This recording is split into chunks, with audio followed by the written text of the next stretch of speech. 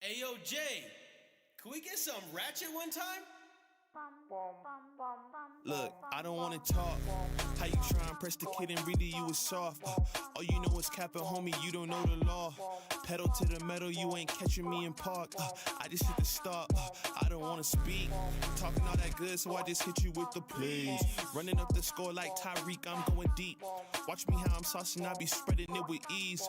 You gon' see the peace. You gon' see the flex when you hear these writtens. Trust me, you know the difference. I got a long ways to climb before you see a slippage. I see the process and the journey I'm supposed to be, but perplexed, cause I don't really see nobody close to me. Hopefully this ain't wasted and I know it ain't. You gotta take the time for seasoning to marinate. You need the patience under pressure just to detonate. I'm trying to blow up and these heathens need to get it straight. Gifted with a vision and precision, I'm just trying to make it high key. Might be breaking free like I was Zion in some Nikes. Tucked at the crib, bro, you know just where to find me. Making beats and spitting crack verses pretty likely. Yeah, socks with the burst, boy, I ain't changed a bit. Normal guy till I die, you know what it is. You probably thought I'd give up now that I got some kids, but really now I got these arrows aiming at your ribs. I don't wanna talk. How you try and press the kid and really you was soft. All you know is capping, homie, you don't know the law. Pedal to the metal, you ain't catching me in park. I just hit the stop. I don't wanna speak. Talking all that good, so I just hit you with the plays. Running up the score like Tyreek, I'm going deep. Watch me how I'm saucing, I be spreading it with ease. You gon' see the peas. Hey, please be on the notice, these my motives. Bought my chicken and it's rotis. You parsimonious, you take it all cause you a locust. My focus is to grow this mission. A visionary, get a dictionary. We here off the rip and we ain't sharing, we just caring. Let me speak it to the manager. We damage her, no you ain't messing with an amateur. I'm ramming, the competition ain't standing up. They fanning from left to right cause now they branded us. Now who that is? Mike Jones, they ain't want me now, they all on me. Got counterfeits trying to play me, I guess they thinking I'm Sony. These big head dummies showing up and out of their character. Homie, you need a price cause without it the squad ain't hearing you. Top of that, we ain't fearing it. We swinging for the fences with the sting of a left hook that connects with Sonny Liston. I'm dismissing any and all of the disrespect. Nonetheless, it ain't a threat, I'm just letting y'all know who's next. I don't wanna talk. How you try and press the kid and really you was soft. All you know is capping, homie, you don't know the law. Pedal to the metal, you ain't catching me in park. I just hit the start. I don't wanna speak. Talking all that good, so I just hit you with the plays. Running up the score like Tyreek, I'm going deep. Watch me how I'm saucing, I be spreading it with ease. You gon' see the peas. You gon' see the... Hey, yo, Jay, can we get some ratchet one time? Look, I don't wanna talk. How you try and press the kid and really you was soft. All you know is capping, homie, you don't know the law.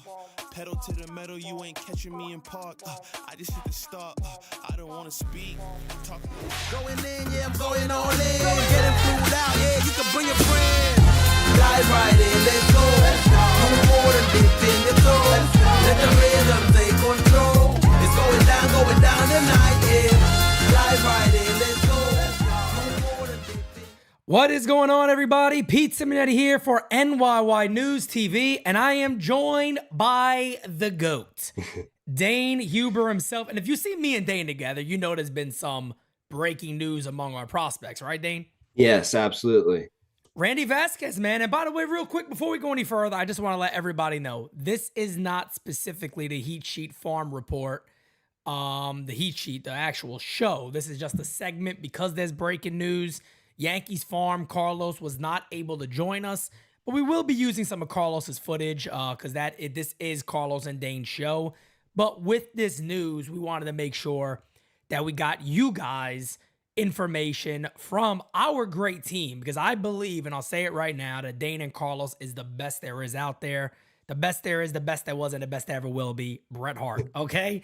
We're going there, damn it. So, Dane, let me shut my big mouth up and hand it over to you. Let's talk about number 12 New York Yankee prospect, Randy Vásquez, who is going to be making his first start tomorrow for the Yankees. Vásquez really broke out last year.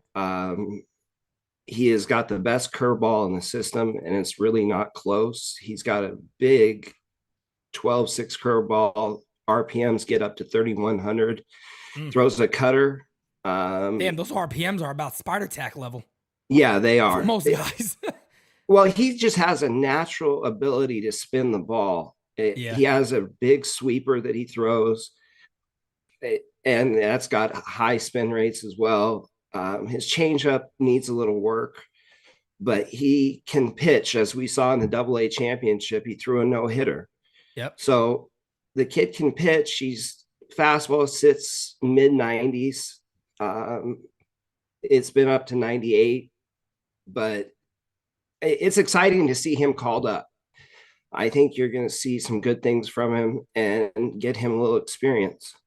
Saw that definitely in that clip right there. You can tell why people would be excited about his off-speed pitches. That slider / sweeper curveball looked unbelievable. Oh, And a couple of people in the chat already are saying he looks a little like Sevy. That was a comp for him early in his career. I It remember was early on. He spins the ball better than Severino. He doesn't have the velo Sevy does Consistently. consistently. The Yeah. biggest problem with Vásquez is how much all his pitches move. They dart everywhere. And when he doesn't have premier command, he loads the bases up with walks and can give up some hits. But if he gets ahead in the count, it's people are in trouble with those breaking balls. Basically And lights out. yeah, he throws the two seam the most, and then he throws the changeup or the curveball, slider, cutter, and then the changeup is his fifth pitch. And guys, by the way, all the video that we are showing right now, this is from our friend Yankees Farm. Please do us a favor and make sure you are following him. Yankees Farm is getting close to 1,000 subscribers. And by the way, man, if you guys have not watched the Farm Report Heat Sheet with Dane and Carlos, go back and watch it. It's done absolutely terrific. I mean, I think it's going to be the best prospect show you're going to find. Definitely on YouTube, no doubt about it. But you guys know your stuff. And chat, by the way, you guys want to send us some questions. You know, me and Dane are here right now. Take advantage Would love of this. to. But Dane, he is taking over right now. Oh, yeah, by the way, Dane, do you have his stats for the year if we can throw those out there? I know they're not too cute. No, Do you have those in front of you? I can get them just a second. Okay, perfect. And, you know, another thing too, guys, just so everybody knows, I saw some people going back and forth about who is he replacing. He's taking Domingo Germán's spot. It has nothing to do with Johnny Brito. That was taken by Luis Severino. Yeah. But he is taking the spot of Domingo Germán. And if you see what Dane is talking about, look at the two-seam movement. I mean, he has fantastic It's just movement on his pitches. It just, if he can land them consistently, he's got a 4.85 ERA in 42 innings so far this year. He started off rough, but the last few starts have been a lot better. I got to rewind his back. Dare I say this? Do you know who I see when he throws? Who? Marcus Stroman. Little bit. I can see that a little bit. There's a lot of Marcus Stroman there, actually. I mean, look at him. Yeah. He lives with that. I wish I had the ability to do like a side-by-side real quick, but I see a ton of Marcus Stroman in him. He's got that lower three-quarter arm angle. Hope he doesn't have Marcus Stroman's personality. No, goodness. I'm not a big fan of Marcus Stroman, okay? I'm not a big fan of Marcus Stroman. But anyway, you could definitely see that right there. Yeah. Johnny Pippi says something wrong with Germán. Just sticky stuff on the fingers that got him suspended. That's what it is right now. Sunil threw it on there already with the stats. Oh, okay. And make sure this is correct, Dane. You know your stuff. 1-5 on the season, 4.85 ERA, 42 and 2/3 innings pitched, 50 Ks. Yeah. Like I said, he got off to a really rough start. He started off 0-5. It was the command issue, and he wasn't landing the pitches, and he was getting hit hard. The last couple of starts, he's been better, and he can dominate any level with the quality of his off-speed stuff if it's on. Nice. So, I mean, another reason why he was probably called up among a lot of other people is that he's been on the Yankees 40-man roster for a while now. Yes, he's been on the roster since last winter, and he's pitched the most at AA, so he has more experience than somebody like a Will Warren who just got up here. Right. He's pitched in playoff atmosphere games, which would be the closest comp coming up to a first start. He's just probably the most ready, but that doesn't mean that he's not a good prospect. Yeah, of course. No doubt about it. Matter of fact, as we continue to talk about this, I just feel the need to have to pull up a Marcus Stroman video Yeah, do that. I don't know. It just hit me so quickly when I saw him. I was like, that just reminds me of Marcus Stroman, and maybe I'm wrong. I don't know. I could very well be. No, I think that there's definitely some Stroman in him. I don't know if I don't think Similar I'll be able builds. to kind of do a side by side. I might be able to, but chat again, if you guys have any questions, please throw it in there. Me and Dane are here at your disposal, and we will be happy to answer some questions for you. Let's see if I could get. Yeah, guys, anything you got?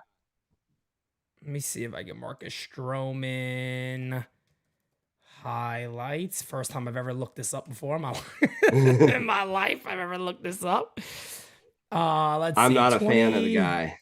Here we go. 2022. I thought it was funny. I think I'm right. I think I might be onto something here. Well, let's see. All right, give me a second, guys. I'm doing this as we go. It's what we do here at NyynewsTV.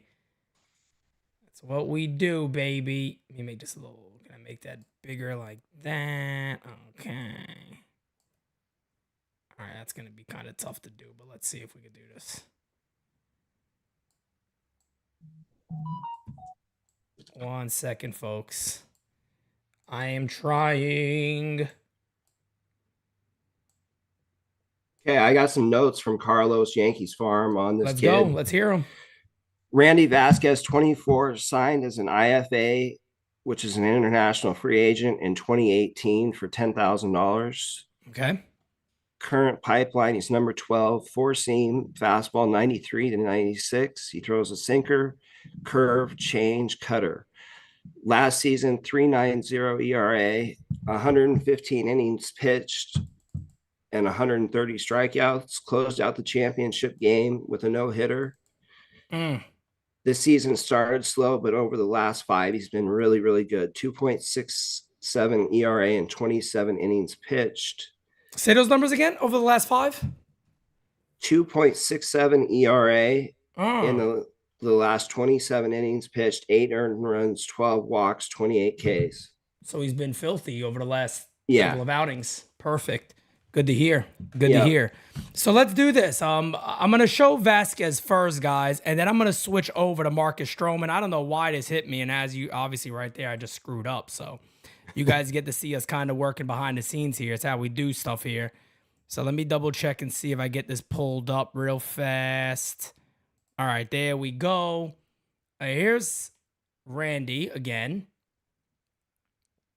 So let's take a look at his. All right, you see that there, kind of. And you got to see the movement on these pitches. Look at how much they move. It's absolutely filthy. It definitely is absolutely filthy. All right, so you see that. All right, and now let's show me and Dane again. But let's switch on. He's got really good stuff that moves. To Marcus Stroman. Let's see if this is gonna work. There we go. Let's see. Yeah, not as much falling off the mound, but definitely similar in build too, and similar and in arm angle. Delivery is very much alike. Yes, they are. He doesn't fall off the mound as Stroman doesn't fall off the mound as much, but that's very, very similar. Yeah, it is. I think the difference in the falling off the mound, that's the difference between a major league pitcher and a kid that's coming from Double-A. Yep, no doubt about it. So over his last 5, he's been fantastic. So that's a good thing to hear. And he's obviously going to be going after a San Diego Padres club that has a good lineup, but has definitely struggled quite a bit this year. Yeah, they have. Juan Soto's back to hitting. Yeah. Well, Machado's going to miss a lot of the years. He has, I believe, a broken hand now, right? Yeah. I think he's going to miss 3 months, isn't he? Oh, poor Manny. Poor Manny. But as we sit here, any other notes you have on any prospects that you want to talk about? Aaron Polinsky in high A. He has been even better than Spencer Jones. He's repeating that level? No, I think this is his first year there. Okay. He's an outfielder. He's got big power. He's tied for the lead in the system with home runs. You can't overlook him. He's a little old for the level. Yeah. But he's putting up numbers that make you open your eyes and say, whoa. I go back to Chase Hampton. There was another report about him today that he moved up a whole future values grade. Was that Atlantic article talking about him and Will Warren? Yes. Yeah, I thought so. Yeah, and was another middle round find. Yankees Farm is in here, by the way. He said that he is repeating the level. Oh, I thought he was. I thought he was repeating the level. See, that's why I have him. Oh, that's why Yankees Farm is legendary. Absolutely. And guys, by the way, Yankees Farm is in the chat, so do us a favor. Let's get him to 1,000 subs. No doubt about it. A couple of the big names. Again, I don't want to harp on the Florial stuff because people's minds are kind of like made up about him already. And who the hell knows if the Yankees ever give the kid a chance. But he continued to hit yesterday. Yeah, Oswald Peraza continued to hit yesterday. Shapiro continued to hit yesterday. Willie Calhoun was in the Yankees lineup yesterday doing dick. I'm sorry, I had no other way to put it. Well, I've been saying for a month that I wanted Shapiro getting those at-bats. It's a perfect opportunity. The kid can hit. I don't know where he's going to play defensively, but he can absolutely flat hit. And after his rough start, his average is over 300. He has power. He hits doubles. His strikeout rate's getting down. I mean, why not give him a shot when you need offense? I don't know. I really don't know. And, if we could just do a brief run through real quick of a lot of the top guys and how they're doing. Austin Wells, I don't know how much longer you could leave this guy in Double-A. I mean, he is just tearing the cover off the ball. Yeah, he's just absolutely ridiculous. He missed some of spring training with that injury. And it was a broken rib, wasn't it? Fractured rib? And he went down to low A rehab for 2 games, and he has been back for about 2-3 weeks, and he's just tearing the cover off the ball. I don't know how much longer you can leave him there. Yeah, and now obviously with the major league situation, I do want to ask you a little about Ben Rordvin, and then Tyler, I want to touch on why I think me and Dane actually talked about it before we went live. Why Spencer Jones is probably not in Double-A yet, and we'll touch on that a little bit here. But with the Yankees right now, the catching situation might be one of the most interesting conundrums that the Yankees really have. is. It was not supposed to be a position of depth for us. Right. And all of a sudden it is. When we talk about them, right? When we talk about these guys, we're missing Rodolfo Duran, who's having an unbelievable season. Yeah. We're missing Carlos Narvaez, who we don't talk about a lot. Josh Bro, who is finally back, or he's not back yet? He's rehabbing. I don't know if he's been assigned yet. Okay. But he has been rehabbing. I would guess he would go to OA, probably Tampa, keep him close to the facility to rehab, and then he'll go to AAA.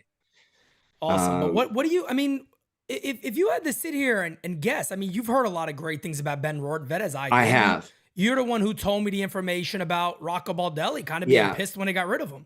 They were not happy to see him go. They really felt that he was going to be a prize. He was an early round draft pick out of high school.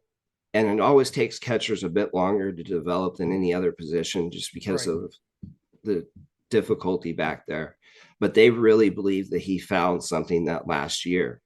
And the kid can hit. I don't know how much of an average he's going to put up, but he puts up big exit velocities. And as we saw in the one game, when he makes contact, the ball goes. Let me ask you a question. Okay. And this is interesting, right? You probably can't have a better duo than a lefty and righty, batting-wise, as your catcher duo. Right. And 2 guys that are exceptional defensively. No, Is there any chance that you can see the Yankees going, hey, look, if both of these guys are healthy, like you guys brought up on the Heat sheet, which I thought was a brilliant comparison. Does Austin Wells have to become Victor Martinez? I think he does. But then again, what's Trevi worth? He's not old. He's a platinum glove winner. He was an all-star last year. Yep, not costly. Not costly. I think he's controlled for another 2 years after this season. I believe so. So that's real similar to the Sean Murphy situation that the Oakland A's. I mean, Murphy has more of a bat, but Right. as far as a young, excellent defensive catcher, what's he worth on the trade market? And you think the Yankees will go with a duo that are both left-handed batters? Why not in Yankee Stadium? Why not in Yankee Stadium? You have an elite defense. You have an elite defender in one of them. And Austin Wells is going to make a living off that short porch. I mean, he's built he hammers for Yankee lefties Stadium. Anyway. He doesn't struggle against left-handed batters. No, he's built for Yankee Stadium. Very, very, very interesting situation the Yankees have, because one of the things that people got shocked when I said it, I believe on a game season, when I was like, you guys do know that Ben Rortvedt is 25 years old. People are like, what? Yeah. He's 25. I'm like, yeah, he is. He's a young man. I mean, he kind of went up through that system. Like you said, it takes a little bit of time. But I know for a fact, too, the Twins were not easy to give up Rortvedt, and the Yankees believed he had a very good chance to be their starting catcher. That was the plan last spring. That was the plan. That's right. And Trevino just kind of fell into their lap. And they really thought Albert Abreu, by the way, if anybody forgets about that, who's both on the club now. Yeah, not for long, please. Right. Please. Right. But Rortvedt can hit. He can defend. He frames well. He throws well. Mm-hmm. And just speaking on to what Sunil, just to answer your question, Wells or who's the better defender? I mean, out of all three of those guys, Wells is the worst defender, no doubt about it. Oh, there's no question about that. That's not close. But you got to take away the knock that everybody says Wells is a bad defender. I don't believe that either. He's not a bad defender. He has a bad arm. Yeah. But everything else he does extremely well. All you have to do is just listen to the way the pitchers talk about him. They absolutely love throwing to the kid. They rave about him. Yep. And even Severino, who threw to him last week, didn't shake him off. Yeah. So he calls games well. He's going to be behind the plate. He just is going to have trouble throwing guys out. And then the Tyler, to touch on what you talked about, because I would like to, of course, touch on some of the top prospects, since you guys are very well aware. I like to leave a lot of the names maybe you guys are a little less familiar about, that I'm less familiar about, to the professionals, which is Yankees Farm and Dane. So make sure you guys catch the Farm Report Heat Sheet every Tuesday at 6 p.m. And that'll be a premiere just like last time, so you guys could be in there and ask us questions as you go. And we got to thank Lowe's for something. He's got 2 big-time prospects coming to do interviews, and they wouldn't do them. The Yankees, I mean, I would say the Yankees breakout prospect, one of them. Oh, absolutely. And I don't know if we can say the name. Are we allowed to say the name, Los? I don't know. You got to ask Lowe's. He get mad at us? All right, I don't know. Los, if you say it in there, we'll say it out loud. I mean, I don't want to step on any shoes. But they're both big prospects. No doubt about it. No doubt about it. But getting back to what Tyler asked, Tyler said, hey, why is Spencer Jones not in Double-A? And I think, Dane, we both agreed it has to be that strikeout rate. Yeah, he's striking out over 30% of the time, and that's not going to get better in Double-A. When you go up to Double-A, it's tough. Yeah, it's the biggest jump for any player except to the major leagues. You finally see consistent pitching at that level. And if you're striking out 31% of the time in high A, you probably need to wait till that strikeout rate gets at least mid-20s before you get a bump. Yeah. But if he gets up to Double-A and keeps that strikeout rate down, he still can be a very fast riser. It's just, you got to get figured out if you need to change something at the high A level with his swing, with his approach, with his mechanics, something like that, before you bump him up to Double-A. I think it has a lot to do more with, I don't want to necessarily say pitch recognition, but I think he's chasing a lot because he also doesn't walk a ton.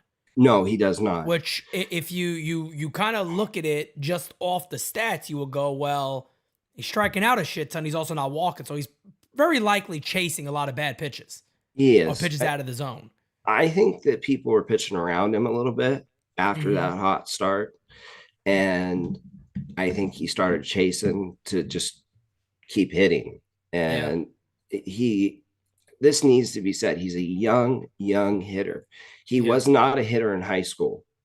He was a pitcher. So until he got to Vandy, the plan was for him to be on the mound. So he's only been hitting for 2-3 years. So he has an adjustment period he's still going to make. It's just the ceiling is so high and his tools are so loud that he stands out already. Right, but right.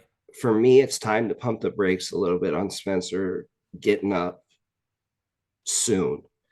Yeah, we talked about this beforehand. We said, hey, look, if he spends the majority of his time, even if it's maybe the last month in AA, but if he spends the majority of his time in single A, that's not bad. That's not like, this guy's a bust. Oh, he's not going to work out. Has nothing to do with that. I think it's a good situation sometimes where maybe you face a little adversity. It creates another interesting question, though. What do you do about Harrison Bader? True. Because you got one outfield spot that we know is going to be locked up with Aaron Judge. You have, I think Jason Dominguez is going to be the left fielder. I think that they want that. At this point, unless the Yankees all of a sudden just came out of nowhere and was like, the Angels are willing to trade with Ohtani, and they just said the hell with it. And Dominguez and a couple other guys are a big part of that. I'm not advocating for that, folks. I'm not saying that that's something I heard. It is actually not anything I've ever heard about the Yankees making a play for Ohtani. So disclaimer before anybody goes on Twitter and says Pete said they're going to get. No, what I'm simply saying is if that was offered on the table and the Yankees are maybe right there and they say, you know what, let's go and try to win this whole damn thing. And how better is that? And maybe they even say, we enticed this guy with New York for a couple of months and we can sign him. Who knows?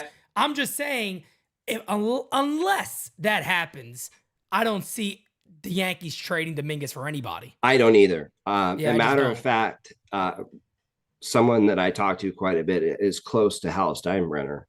And from the information I got, Steinbrenner himself said, we're not trading this kid for anybody. Yeah, Steinbrenner's also said a lot about it, about our good friend Oswald Peraza being up the middle with Volpe. He just said it again recently. He did. And it's a good topic, too, to touch on here briefly, because yesterday, Gleyber Torres hits 2 home runs.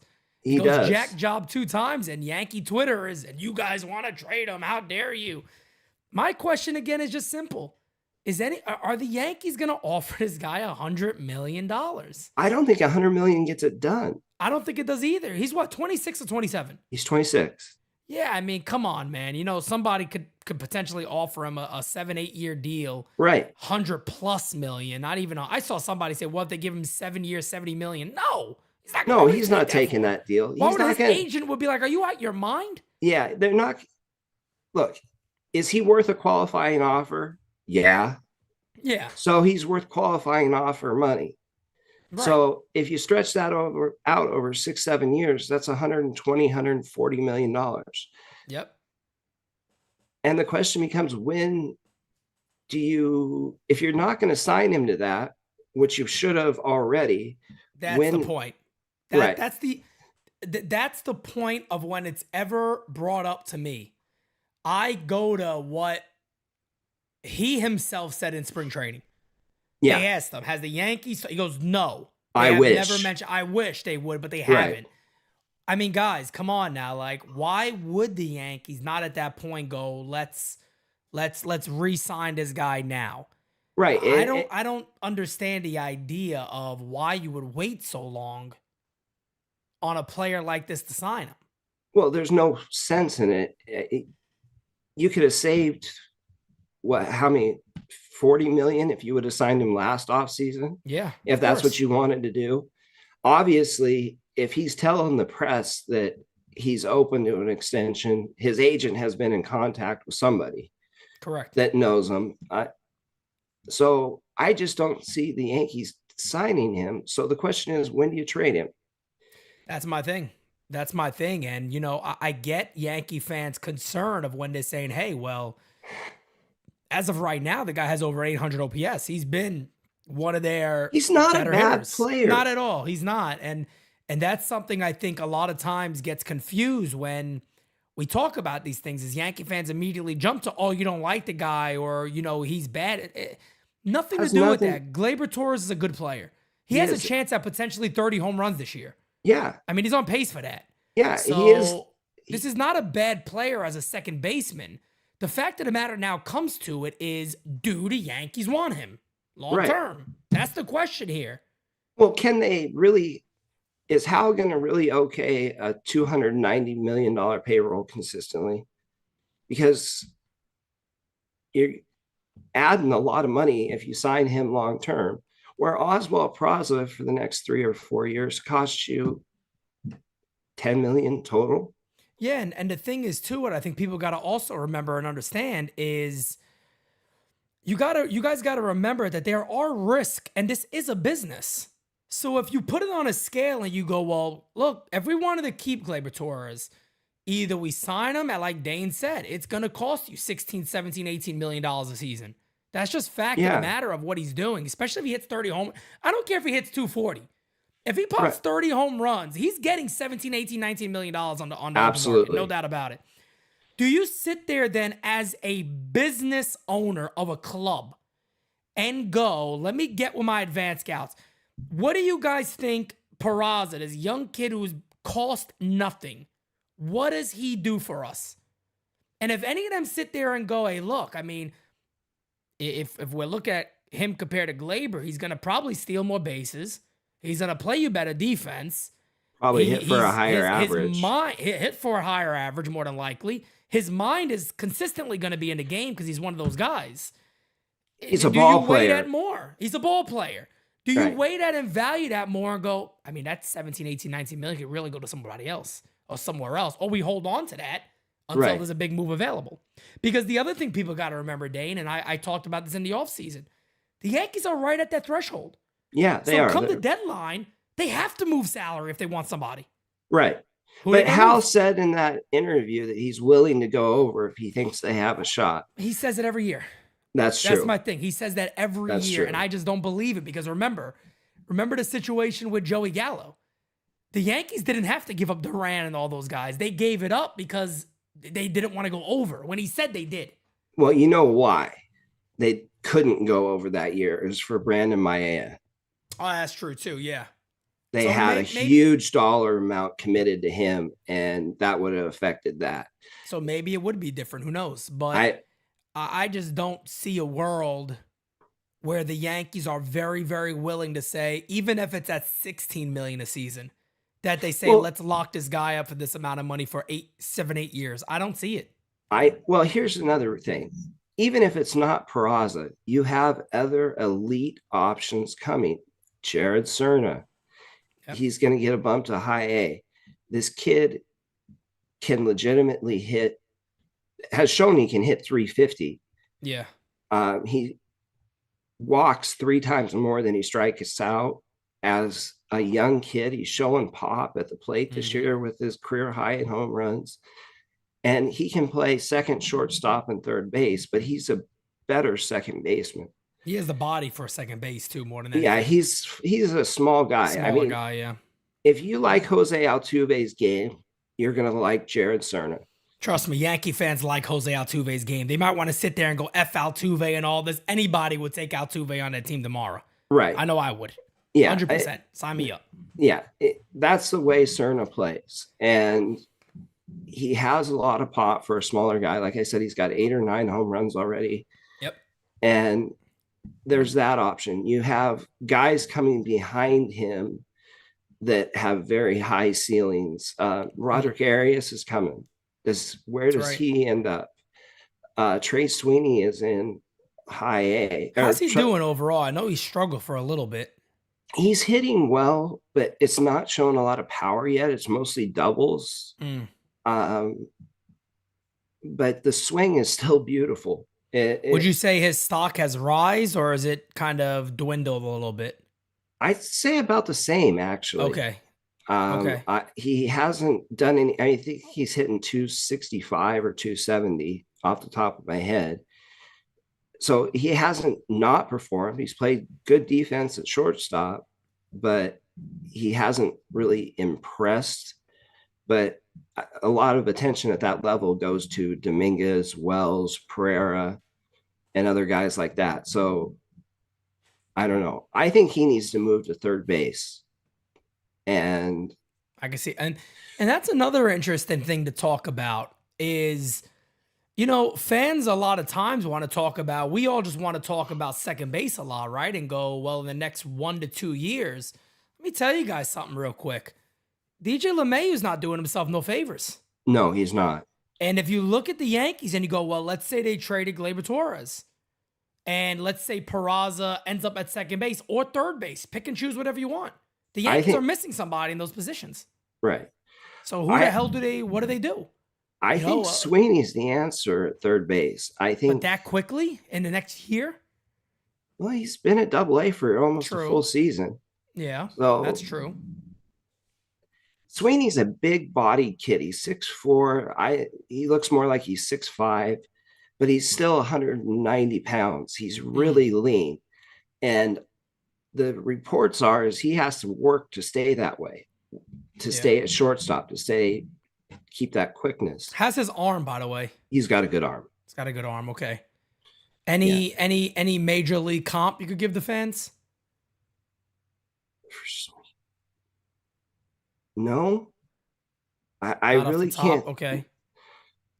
DJ can move to the bench. Yeah, I mean, I think eventually it's probably gonna come that way. But you got to remember about something like that is the one thing you got to give DJ LeMahieu credit for. You even got to give Josh Donaldson. I can't believe I'm saying that credit for is that their gloves haven't gone anywhere. No, they're still elite that way. The thing to me with DJ LeMahieu is at this point he's just not an everyday player anymore. And I can't believe I'm saying it because I love this guy and I've tried to stick up for him for a long time. But when I watch him now this year, the other day when he laid that bunt down and he admitted, hey, because I've been hitting a lot of ground balls.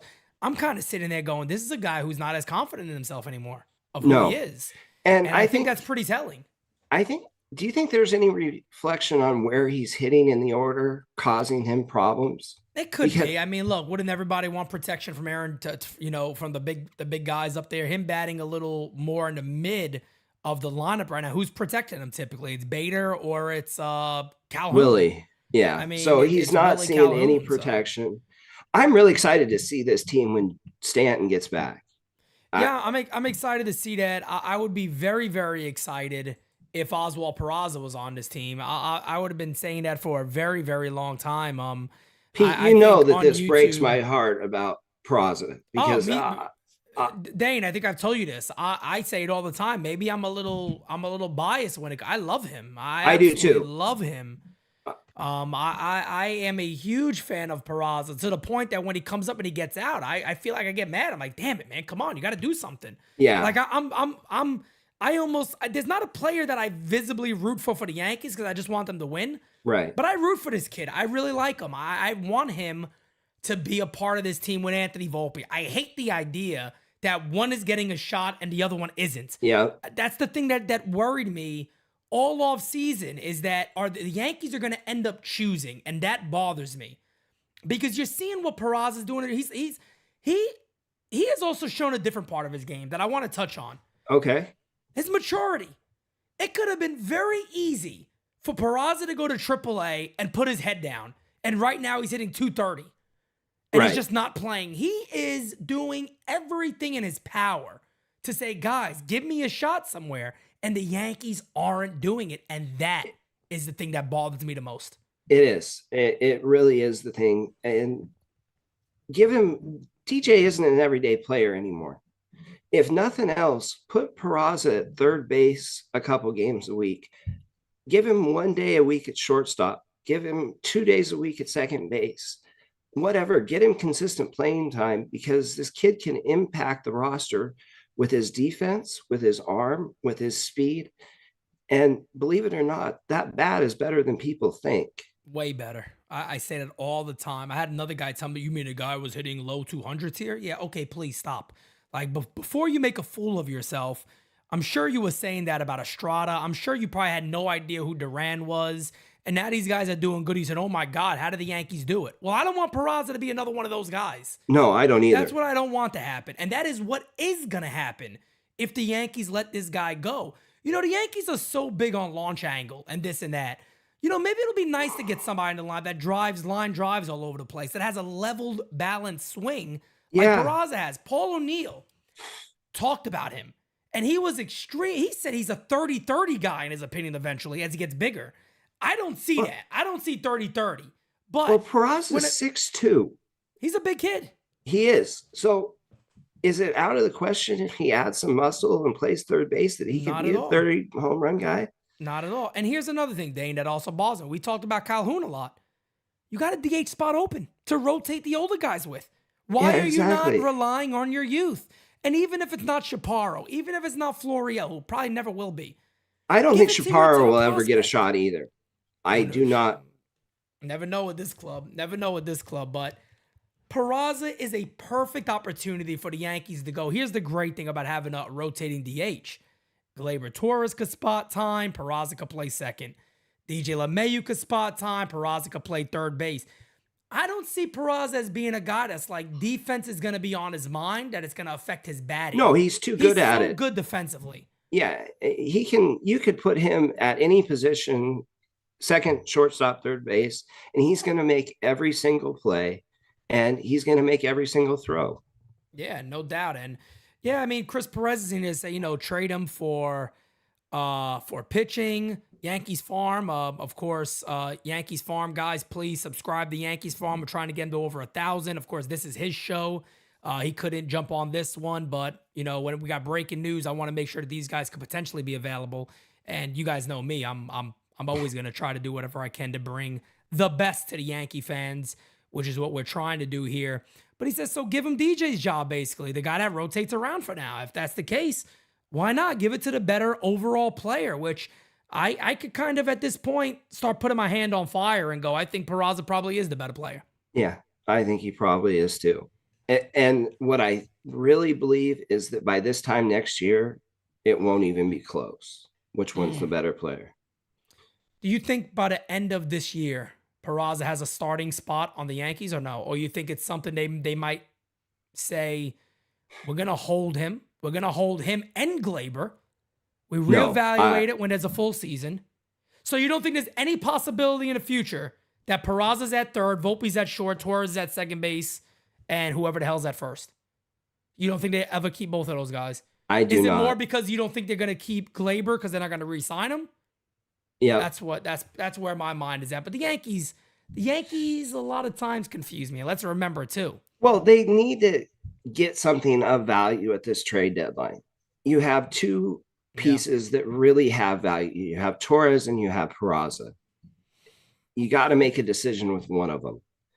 And they're gonna end up trading Peraza. They are. They're gonna end up trading Peraza. I wouldn't doubt it. I mean that to me is just that has been the Yankee way. But what I have heard from the guys that I have talked to is that when teams call and ask about Peraza, he's not available.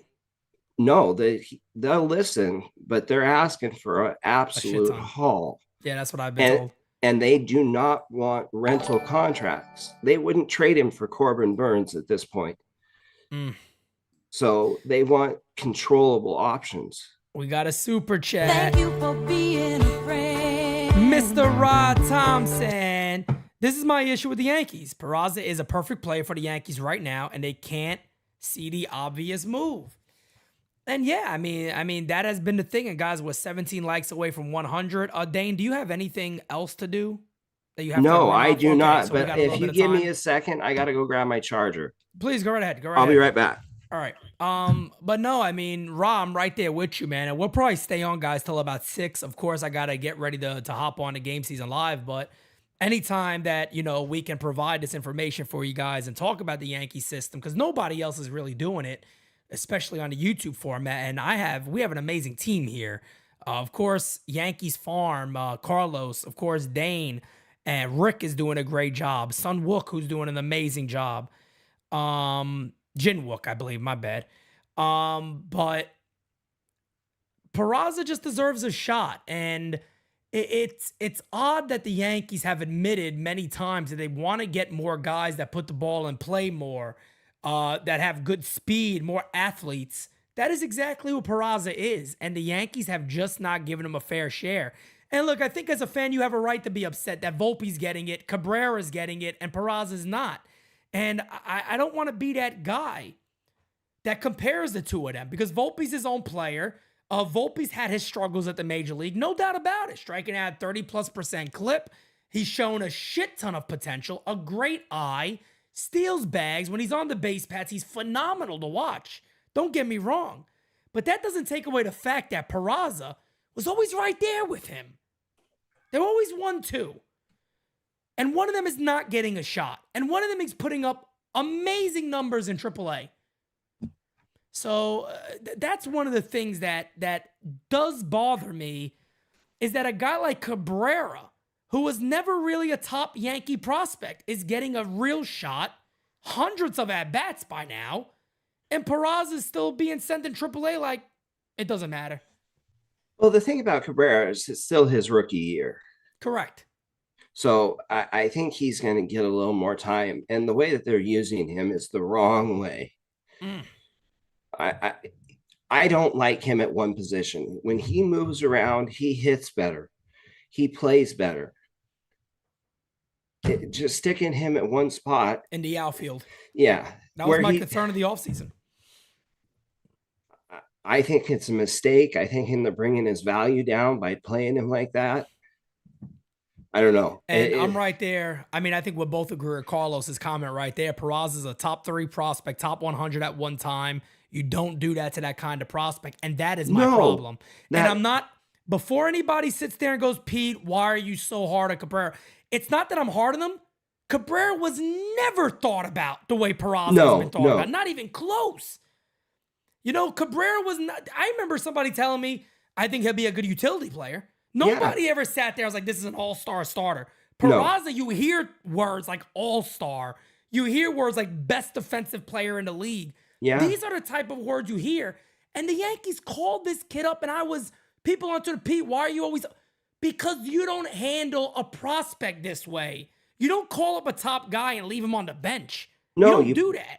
No other team would be treating him that way. Never. It is just absolutely, there was a list that came out 2 or 3 days ago. He was number 32. That's the top 50 prospect that just came out by ESPN. Wasn't that it? Yeah, it was him and Dominguez are on it. Yeah, he and Dominguez, I think. Yeah. Dominguez was 13. Dominguez was in the teens. I know that, and I believe Peraza is like 32 or 36. Oh, that sounds right. Yeah, something along those lines. So, I mean, you know, that's one of the, I think if you look at the Yankee system this year and you look at it as a whole, that's one of the things that bother me the most. Is that right there, is that Peraza just has not been given a real fair share. And it's the same argument that all of us here have for Florial. It's not that we're sticking up for him or saying he's an all-star.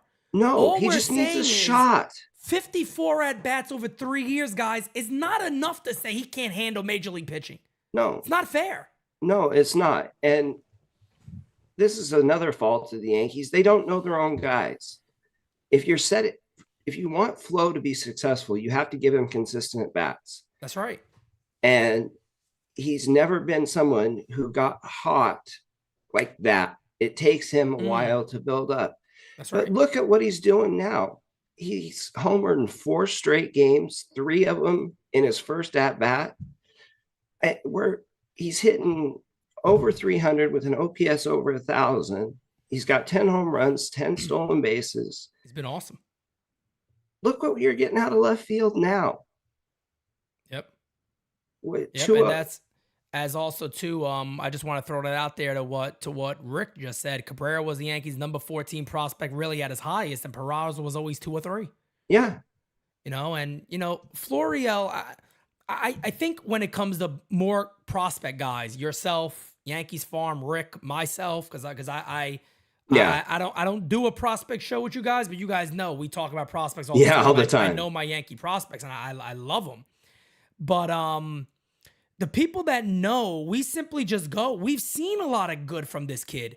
Yeah. And I'm so happy that Carlos brings this up because this is the same thing I bring up to people all the time. Matter of fact, if you don't believe me, go back to the dates on the YouTube channel. Watch the game against Boston, the last game he played.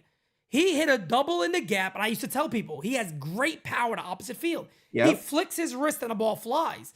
He was hitting 300. He never played again. Yeah. And nobody wants to talk about that season. They're like, all right, well, he's never hit. But the one year he actually got a couple of starts in a row, he was hitting 300, taking walks, stealing bags. And I'm just you gotta sitting here remember saying, I don't think another- he's an all-star, but I'd rather him up there than Calhoun, put it that way. Wouldn't we all? I bet he's an actual outfielder. I'd play him over Cabrera right now, too. Just saying. I would too. You put him in left field, you have the best defensive outfield in baseball. Easy. You have all red lights in the for their arm strength. Yep. And oh my God, those three covered ground like nobody else. Yeah. That gives you positive value right away. More than what we've seen from Bowers. No question. And we can also just jump over to another Yankee outfield prospect who there was a little bit of buzz about the other day because he got taken out of the game in the first inning. That's Everson Pereira. He's back in the lineup today, so we don't know necessarily what that was. What is your overall opinion on what he's gonna be to the Yankees? A trade chip. A trade chip. Okay, so we 100% agree there. And this is not, I don't think this is because he's a bad player. No, I think it's because he's a really good one that doesn't have a future home with the Yankees. I agree. And what could you see as a potential piece? Do you see maybe the Yankees possibly acquiring a controllable, very good relief pitcher? He's not going for a player, someone who is not going to be here for a couple of years. Correct. The only way that they would trade this kid is if it was in a package for something they really wanted. Mm-hmm. And I don't know if he can be the centerpiece of that deal, but he would make a heck of a number 2 piece in that deal. I mean, we have more outfielders coming up than what we have holes in the future. Right. So this kid is at AA, and you have to start wondering what's his future going to be, especially with the question about Harrison Bader signing long term. Let me throw a little something out there real quick, okay? Pick my brain a little bit here, Dane. Come on, hold on a second. Wait a second. If we're gonna trade him, the Yankees need relief pitching really bad. Yeah. Okay, stay with me here. You staying with me? I know where you're going. You think you know where I'm going? Yeah. Where you might be thinking somebody else. Let me say something real quick. There's a guy that's closing for a team that Brian Cashman trades for about every other day. That's who I knew you were going to. David Bednar. Yeah. Look, here's the thing. The Pirates have a shit ton of infield prospects. They don't have as many outfield prospects. Everson Pereira, along with maybe a couple of other pieces for a David Bednar, won't be a free agent until 2027. The guy got ice in his veins. He looked fantastic in the WBC. He might be the best relief pitcher in the National League this year. Yeah. I don't know. It's a high-end trade chip, and you trade with Pittsburgh all the time. Why not go we need a closer. Oh, no doubt. The Yankees aren't going nowhere if they don't get a closer. I don't believe that. Clay Holmes is not it. He's not closing games. And Jonathan Loaiza can't stay healthy. Maybe Tommy Kahnle, but I hate to count on that.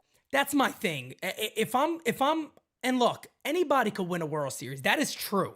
But you want to give yourself the best chance. And I'm sorry, but you need a legitimate closer that you could go, hey, man, we need 5 outs today from you. Yeah. We'll hand the ball and you're like, I got a really good feeling. I really think about it like that. Because if it's Holmes, you don't have a good feeling. If it's anybody else right now for the Yankees, I don't have a good feeling. Rick also reads my mind. Diaz from Cincinnati. But I don't see them trading them because they got a shit ton of young guys coming up too. They might be able to compete in a couple of years, in a year or two. They've got too many shortstops. They're like us. They got a ton, yeah. And so that's what I'm saying. I'm like, maybe they're more along the lines of possibly competing to trade Diaz, or do the Yankees kind of blow him out the water? But Diaz, imagine the story. Diaz in New York. The Yankees win a World Series with the brother of Diaz, who got all this money with the Mets. That would be phenomenal. That would be a heck of a storyline. It's just what he's going to cost. It comes down to how they match up and if Brian Cashman's going to be willing to give that up. Usually, it's a Cashman move, by the way. Both of those guys are a Cashman move. You think so? Controllable, yes. He's Controllable, been known to do yes. that. He's been known to before the deadline day, he's been known to kind of make a little splash out of nowhere for a controllable arm for somebody for a couple of years. And I agree with what you said too, is that if he trades any of these guys, it's not going to be for a rental. No. It's going to be for control. And the Yankees really, if you look at the team right now, the Yankees have a chance to be everything that we were expecting them to potentially be in the offseason. They really do. If Carlos Rodon is throwing from 120 feet now and he's saying, I have no back pain at all. Yes, I just, again, want everybody to understand here, because I hear people all the time, why is he not here? It's going to be a long ramp-up period. Well, no spring training. No spring training. He's going to have to do a spring training again. You're probably looking at the end of June to latest, early July, to even see him on the mound. But here's my thinking on that. If the Yankees are in a good place, I would rather them take their time with Rodon to make sure he's healthy from July on. Damn right. That's when you need that guy. I'm right there with you. My whole thing, continuing on to what I was saying there, and Sevy's throwing, and your rotation is strong. They got to figure out a way to look around and go, hell, even if we trade some of these prospects, even if that guy that we trade is also Gleyber Torres, potentially, just want to throw it out there. And we're kind of concerned about, oh man, where does the offense go? They got to figure out a way to shore up that bullpen, because let's be real here. These guys are going to be toast by the end of July. Absolutely. You're going to see probably Johnny Brito come out of the bullpen. You might see a guy like Will Warren. Clayton Beaters just became a starter this year full time. So he's been excellent too. It's not unheard of for these guys to break in to the big leagues in the bullpen. There's going to be options there in August. And Luis Hill. Little Francisco Liriano stuff going on. Little Phil Hughes maybe? Maybe.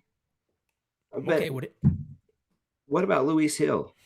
Luis Hill, I mean, he's starting to throw in program now. Yeah. I mean, I think anybody, and maybe you'll agree with this, but he's another guy that I've always been told about that likely his ceiling potentially could be a low number 4, number 5 starter, or a very good pitcher out of the pen late in games, because he throws 100 miles an hour and he has a great slider. Yeah. The caveat with him is going to be as if the changeup is better than it was, because when that changeup wasn't good. It was like Brito's curveball. It's horrible. I think Brito has one of the worst curveballs I've ever seen at the major league level. No joke. Well, Hill's changeup wasn't far behind. Damn bad. Yeah, not at all. My man Hirsch, my guy, says, would you trade Peraza in a deal for Diaz? I don't think they'd want. They got so many damn shortstops. I mean, you got so many shortstops. Cincinnati. You got Ellie De La Cruz, who's probably the most talented kid in the minor leagues right now. Yeah. And they got Noelvi. What's his name? Noelvi. The kid from Seattle. The trade with Castillo. Right. Marte? Yeah, that's what it is. And the other kid that came from Chicago or from Seattle, they wouldn't want to trade Peraza for that. Yeah, so that's the only way I see it. And D-Rod says, would the Yankees potentially trade Peraza in a deal for a Dylan Cease? I could potentially see that maybe. Yeah, and the only reason why I say I could see that is Dylan Cease is a guy who is going to be controlled for years to come, 1. And 2, his biggest problem is control. And if you know anything about Matt Blake, if I could pat Matt Blake on the back about something, it's he has found a way to make guys able to throw more strikes, whether it's something mechanically, I don't know, whether it's something he sees or it maybe is just pitch selection. Yeah. But he has done a good job with even like a guy like, I know people aren't high on Albert Abreu, but Albert Abreu throws more strikes with the Yankees. He does. For whatever reason. So, and he's been able to do that with these guys where they're able to throw more strikes.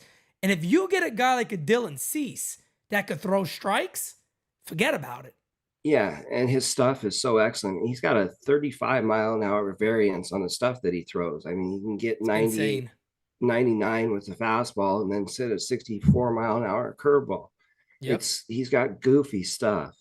Question for you, Dane, from Joe in the chat. What's going on with Greg Weissert? When you start off that closed, it's hard to control.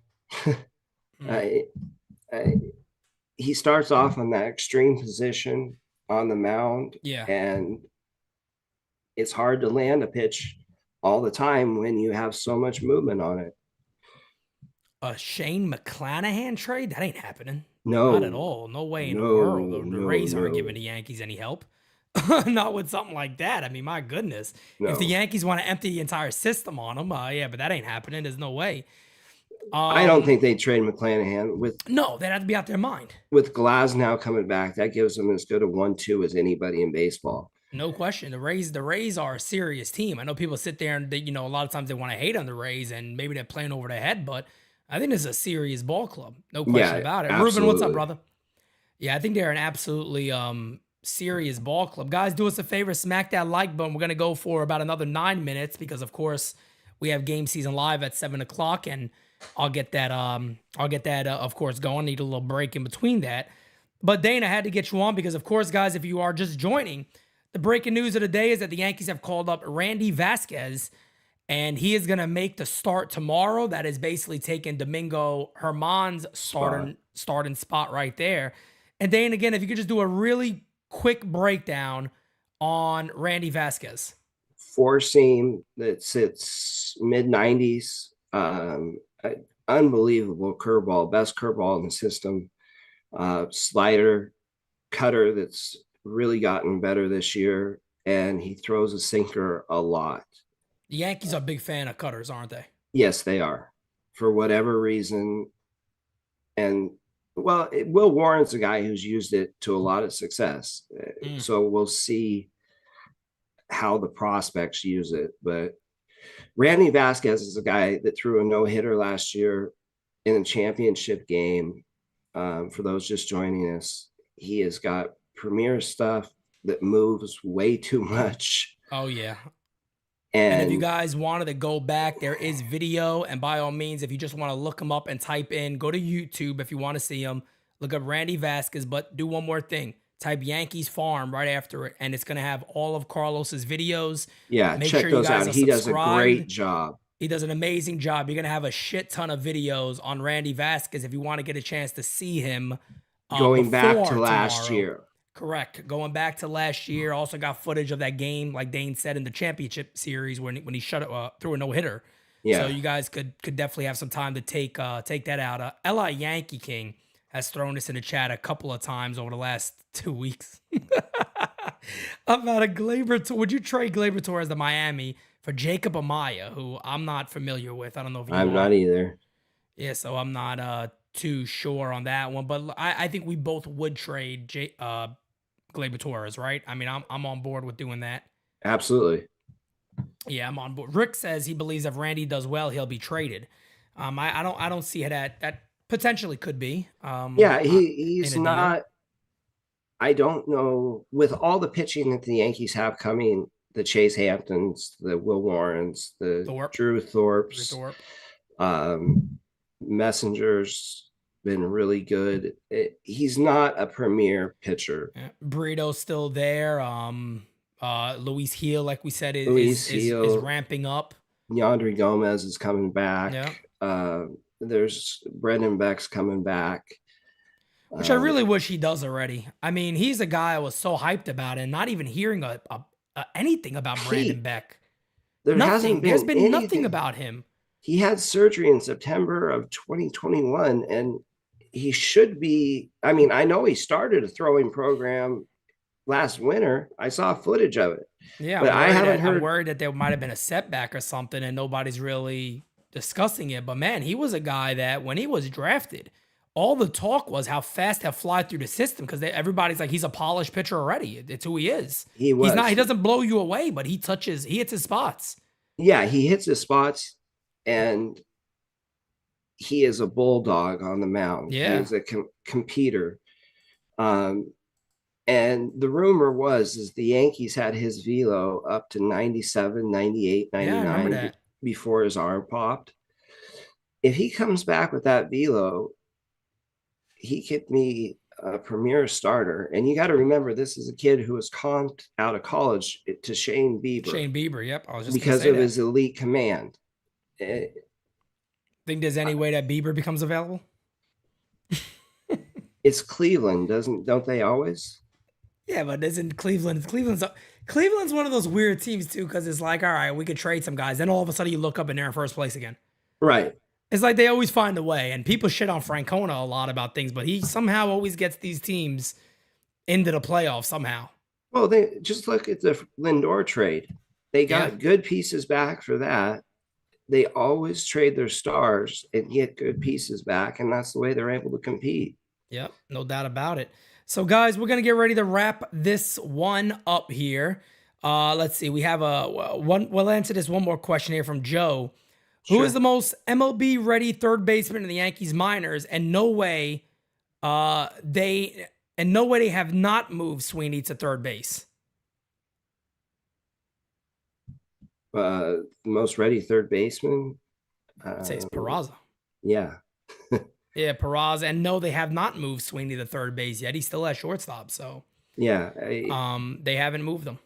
We got word this winter that Sabian had been pushing him to third base. Yeah, that's where they want him. And I know Sabian's also been a voice about Dominguez getting time in left field. Yes, and Jason's not a center fielder. No, not at the level that. Yeah. You have other guys. He's going to end up in left field. Well, even in spring training, where I mean he was arguably the Yankees' best hitter. One of the main concerns that I had visibly, I was like, you guys could visibly see he's not a good outfielder right now. I mean, it's just as clear as day. And I don't want to. And what I mean by he's not a good outfielder is not saying that he's not up to par, but you can see there's work that needs to be done in the outfield. He has gotten away with bad reads and routes because of his elite speed. Yeah. He can close a gap unbelievably well. So his routes have suffered, and he takes bad routes and misses balls. Right. It's something that should be correctable with his athletic ability, but it hasn't been yet. So we'll see. Yeah. All right, guys. Well, this has been a little pop-up here because, of course, there was breaking news regarding a prospect, and I had to get Dane on. Yankees Farm. Carlos was going to join us. He was not able to. But, guys, of course, do me a favor and make sure you are subscribed to Yankees Farm and subscribe right here to NYY News TV. And here's the awesome thing for Yankee fans, and this is why NYY News TV is here. Every Tuesday, you guys are now going to have a prospect show, and it's a damn good one. Go back and watch the last episode. It is, of course, the Farm Report. Guys, just one thing. If you leave a comment on YouTube with a question underneath the show episode, we'll pick 2 or 3 and do them on the show next week. So if you have questions you want answered about farm system stuff, leave them for Carlos and I, and we'll get to them. Big facts. So, guys, with that being said, tomorrow, of course, you guys know I'll have that game for you. So we'll be covering the first start of the career of Randy Vásquez. That is correct. Other than that, Game Season Live coming up at 7 p.m. tonight. See you guys in the chat. See you guys later. Talk to you soon.